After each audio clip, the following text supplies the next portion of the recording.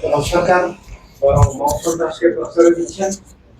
এভাবে জঙ্গি ধর্মের নামে অধর্মগ্রবাদী জঙ্গিবাদীরা এবং বস্তুবাদী জাতীয়তাবাদী চেতনার ধারকরা এই দুই ধারার রাজনীতি, খুন সন্ত্রাসের রাজনীতি, জুলুমের রাজনীতি অরাজকতায় একটা অনিরাপদ ভয়ঙ্কর জনপদে পরিণত হয়েছে। এবং এই দুই অপরাজনীতির মধ্যে দিয়ে যে শিক্ষা ব্যবস্থা, এই শিক্ষা ব্যবস্থা ছোটবেলা থেকে যে শিশুরা মানবিক মানুষ হয়ে সব মানুষের জীবন নিরাপত্তার প্রতি শ্রদ্ধাশীল হয়ে আল্লাহ রাসূল সাল্লাল্লাহু আলাইহি সাল্লামের ভালোবাসায় সব মানুষের অধিকার স্বাধীনতার প্রতি শ্রদ্ধাশীল হয়ে গড়ে উঠবে, সেই শিক্ষা ব্যবস্থা নাই। এমনকি মাদ্রাসাতেও জঙ্গিবাদের শিক্ষা দেওয়া হচ্ছে।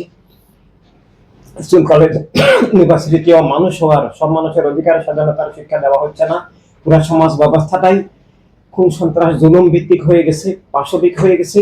মানুষ বস্তুবাদী জাতীয়তাবাদী চেতনার কারণে, পার্থিব সামান্য স্বার্থের কারণে, ব্যবসা বাণিজ্যের কারণে অন্যের হক লুট করছে, ধোঁকা দিচ্ছে, প্রতারণা করছে, জুলুম করছে, জালিয়াতি করছে, ব্যাংক ডাকাতি করছে। ব্যাংক লুট হচ্ছে, ডাকাতি মানে অস্ত্র দিয়ে ডাকাতি হচ্ছে না, কিন্তু ব্যাংক ডাকাতি ভিন্নভাবে। বিগত সরকারের আমলে, বর্তমান সরকারের আমলে আমরা দেখতেছি ব্যাংক থেকে হাজার হাজার কোটি টাকা নিয়ে যাচ্ছে।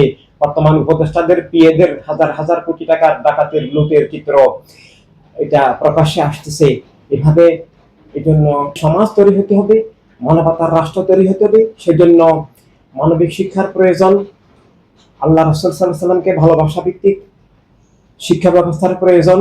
আল্লাহ রাসূল সাল্লাল্লাহু আলাইহি সাল্লামের ভালোবাসা, সব মানুষকে ভালোবাসা, সব মানুষের মানবিক মর্যাদাকে সম্মান করা, সব মানুষের মানবিক অধিকারকে শ্রদ্ধা করা এবং সৎ মানুষ তৈরি হওয়া, যে অন্যের হক লুট করবে না এবং অন্যের উপরে জুলুম করবে না। জুলুম মুক্ত মানবিক যে মানুষ, সেটা তৈরি হওয়ার জন্য মানবিক শিক্ষা ব্যবস্থার প্রয়োজন। সেজন্য মানবতার রাজনীতির প্রয়োজন, মানবতার রাষ্ট্রের প্রয়োজন। যতদিন একক ধর্মের নামে একক জাতীয়তাবাদ রাজনীতি, দুই শেরের রাজনীতি থাকবে, ততদিন মানুষ অমানুষ হবে। এই রাজনীতিগুলোই মানুষকে অমানুষ বানানোর কারখানা, খুন সন্ত্রাস জুলুমের কারখানা। আমরা এভাবে প্রকাশ্যে রাস্তায় হত্যাকাণ্ড দীর্ঘদিন থেকে দেখে আসছি, লগি বৈঠা থেকে শুরু করে এবং বিগত 5 আগস্ট পুলিশ হত্যা, জামাত শিবির কর্তৃক পুলিশ হত্যা এবং এরপর বর্তমান ক্ষমতাসীন সমন্বয় চক্রের যে মোট সন্ত্রাস, এভাবে গুন্ডামি, হত্যাকাণ্ড, লুটতরাজ, লুটপাট, ভাঙচুর, ধ্বংসযজ্ঞ, এগুলো আমরা দেখে আসছি। এবং এখান থেকে সব মানুষের জীবন বাঁচাতে হবে। দয়মা আল্লাহ তাআলা কোরআন করে বলেছেন, এক মানুষ হত্যা সব মানুষ হত্যা, এক মানুষকে বাঁচানো সব মানুষকে বাঁচানো। তাই আল্লাহ রাসূল সাল্লাল্লাহু আলাইহি সাল্লামের শিক্ষা, সব ধর্মের মৌলিক শিক্ষা হচ্ছে স্রষ্টার ভালোবাসায় সব মানুষের জীবন রক্ষা করা, সব মানুষের অধিকার স্বাধীনতা রক্ষা করা, সব মানুষকে ভালোবাসা, সব মানুষের জন্য নিরাপদ জীবনের নিরাপদ রাষ্ট্র তৈরি করা, নিরাপদ জীবনের নিরাপদ দুনিয়া তৈরি করা। আর সেজন্য আল্লাহ রাসূল সাল্লাল্লাহু আলাইহি সাল্লামের দেওয়া একমাত্র বিধান সব মানুষের জীবন স্বাধীনতা, নিরাপত্তা, অধিকার, মর্যাদা ভিত্তিক মানবতার রাজনীতির ধারায় মানবতার রাষ্ট্র, মানবতার দুনিয়া তৈরি করা। তাই খুন জুলুম ও বিচার থেকে জীবন বাঁচাতে হলে, জবরদখল থেকে রাষ্ট্রকে, ধর্মকে, গণতন্ত্রকে বাঁচাতে হলে মানবতার রাজনীতির কোনো বিকল্প নাই, মানবতার রাষ্ট্রের কোনো বিকল্প নাই। এবং একক গোষ্ঠীবাদী জাতীয়তাবাদী রাজনীতি বর্জন করতে হবে।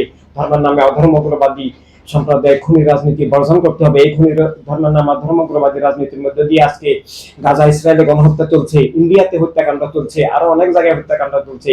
এখানেও সাম্প্রদায়িক জঙ্গিবাদী রাজনীতির প্রাদুর্ভাবের মধ্যে দিয়ে ধর্ম এবং জীবন আজকে খুন জুলুম সন্ত্রাসের সম্মুখীন হচ্ছে।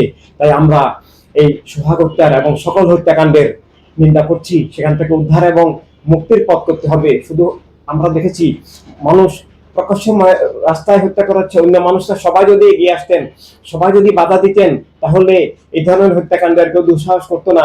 পুলিশ আনসার সরকার নাই, সরকারি ভাবেও কেউ এগিয়ে আসলো না, আবার জনগণও এগিয়ে আসলো না। দুইটাই খুব দুঃখজনক।